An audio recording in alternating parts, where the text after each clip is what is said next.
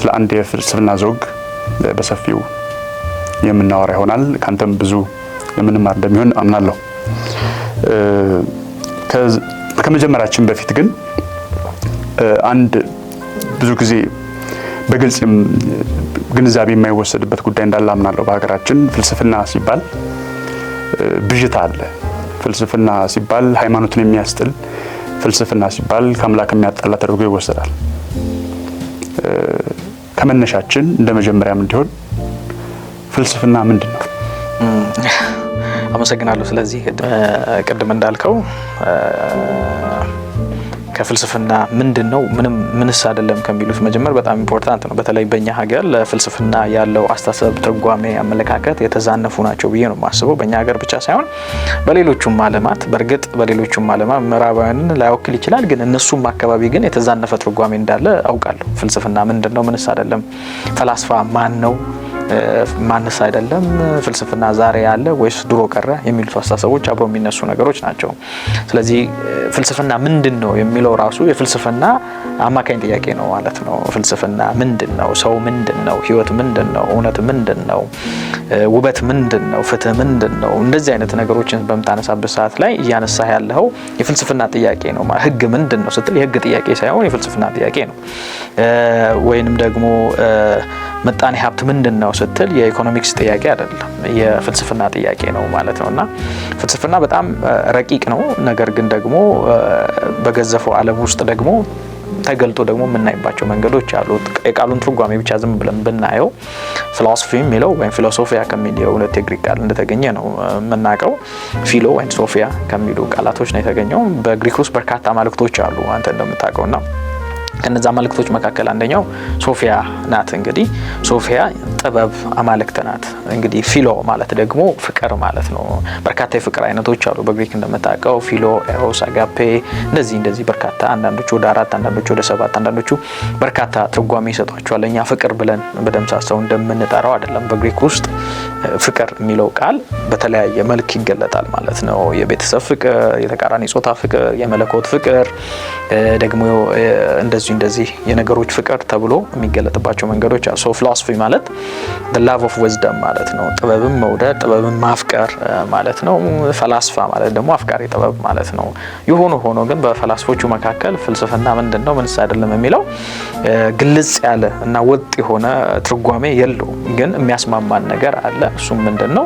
ፍልስፍና የሚጠይቅ፣ የሚመረምር፣ የሚፈትሽ፣ በምክንያት ላይ የተመረኮዘ እና ደግሞ በመረጃ ላይ እና በማስረጃ ላይ የተመረኮዘ ህሊናዊ ሐሰሳ ወይም ክሪቲካል ቲንኪንግን ሪኳየር የሚያደርግ እንጂ የቁጥር ጉዳይ አይደለም፣ የስሜት ጉዳይ አይደለም፣ የብዛት ጉዳይ አይደለም ማለት ነው። በምክንያት ላይ ተመርኩዞ የሚደረግ አስተንትኖት ልንለው እንችላለን ማለት ነው። በጣም ግልጽና ለመረዳትም የማይከብድ ማብራሪያ እንደሆነ አምናለሁ። ተመልካቾችን በዛ መንገድ እንደሚረዱት እምነቴ ነው። ይህን ካነሳን ወዲያ ፍልስፍና ይህ ከሆነ ጭብጡ በሀገራችን ለምንድን ነው ይህን የተሳሳተ ግንዛቤ ሊይዝ የቻለው? በማህበረሰባችን ውስጥ ለምንድንስ ነው እንዲህ ሊፈራ የቻለው? አንድ ሰው የተለየ ነገር ሲያነሳ፣ የተለየ ሀሳብ ሲሸከም ተፈላሰፍክ ነው የሚባለው መጀመሪያ። ስለዚህ የፍልስፍና እውነተኛ ዓላማ አቅጣጫው እሱ ነው ወይ? የፍልስፍና እውነተኛ ዓላማ ምንድን ነው የሚለው እንግዲህ እና ፒተር ሃዶት What is Ancient Philosophy በሚል መጽሐፋቸው ውስጥ የሚያስቀምጧቸው አሉ። ፉኮ የሚያስቀምጧቸው ሀሳቦች አሉ በመጽሐፋቸው ማለት ነው። በርካቶቹ ስመጥር ፈላስፎች በመጽሐፋቸው የፍልስፍና አልቲሜት ጎሉ ምንድነው፣ አልቲሜት ግቡ ምንድነው ስትል እንግዲህ ፍልስፍና ቀደም ባነሳ ነው ትርጓሜ መሰረትና በርካታ ብራንቾች አሉት ማለት ነው። ፍልስፍና አንደኛው ኤፒስቴሞሎጂ ነው። ኤፒስቴሜ የሚለው የግሪክ ቃል የቴዎሪ ኦፍ ኖሌጅ ማለት ነው። እንግዲህ በእንግሊዝኛ ስንተረጉመው እውቀት ምንድነው? አንድ ሰው ማወቅ ይችላል ወይ? ማወቅህንስ እንዴት ታውቃለህ? እውነት ምንድነው? ስለዚህ የእውነት ነባቢ ቃላት የምንላቸው እነማን ናቸው? የእውነት ኤሌመንት ምንድነው? በእርግጥ የሰው ልጅ እውነትን ማወቅ ይችላል? እውነት ነው የት ነው ያለው? እውነትን እውነት የሚያደርገው ነገር ምንድነው? የሚሉትን ነገሮች ሁሉ የሚያጠናው ኤፒስቴሞሎጂ ነው። እና ሌላኛው ደግሞ ሜታፊዚክስ ነው።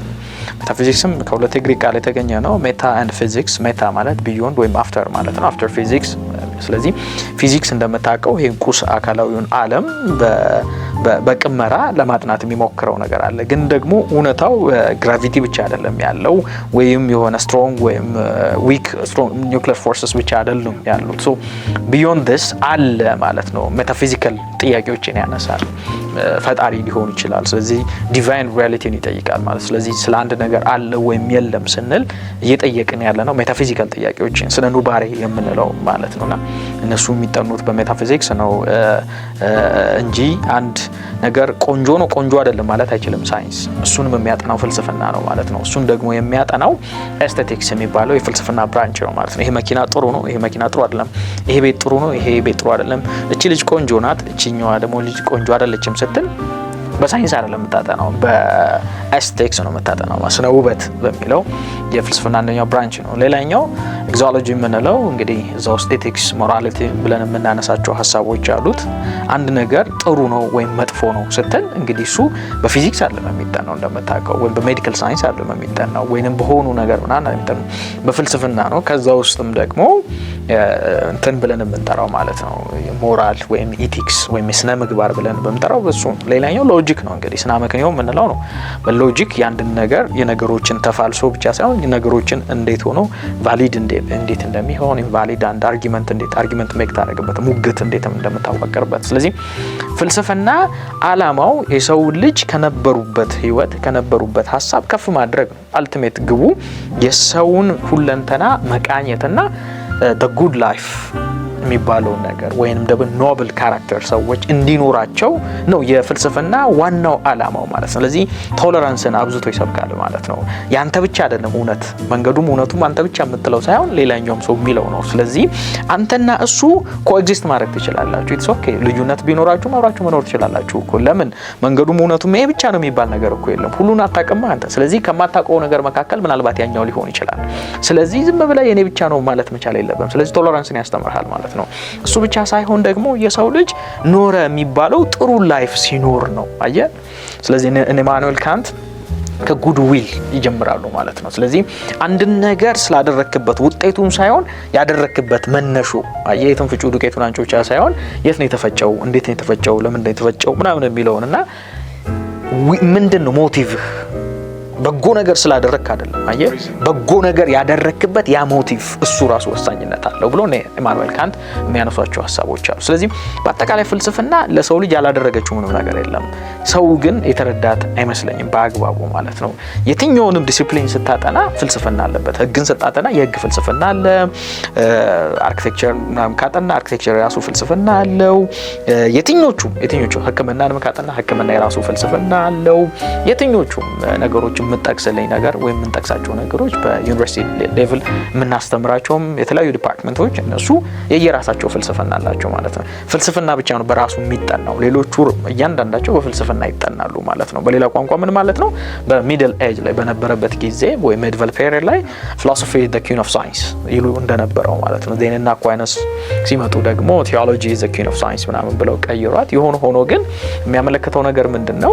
የሰው ልጅ መኖር ከጀመረበት ጊዜ ጀምሮ እስካሁን ድረስ ፍልስፍና አብረዋለች ማለት ነው። አብራውን የተወለደችው ማለት ነው። በሌላ ቋንቋ ይጠይቃል የሰው ልጅ የሆነ ነገር ሲያጋጥመው ምንድነው ህይወት? አየ ሰው ሲሞት ምናምን አይተ ሞት ምንድነው ትላለ? ከየት ነው የመጣ ነው ትላለ? ወዴት ነው የምንሄደው ትላለ? በመካከሉ እንዴት ነው መኖር ያለብን ምናምን ትላለ? እኔ ማን ነኝ ደግሞ ትላለ ማለት ነው። የህይወት ትርጉም ምንድነው ምናምን ትላለ። እነዚህ አይነት ጥያቄዎችን ሰዎች በህይወት ዘመናቸው ሳይጠይቁ ቀርተው አያውቁም። ወይ ኮንሺየስሊ ጠይቀው ሊሆን ይችላል አንዳንዶቹ ግን አንኮንሺየስሊ ዝም ብለው አብረው ይኖራሉ። ግን የሰው ልጅ የጥያቄ ጎተራ ነው።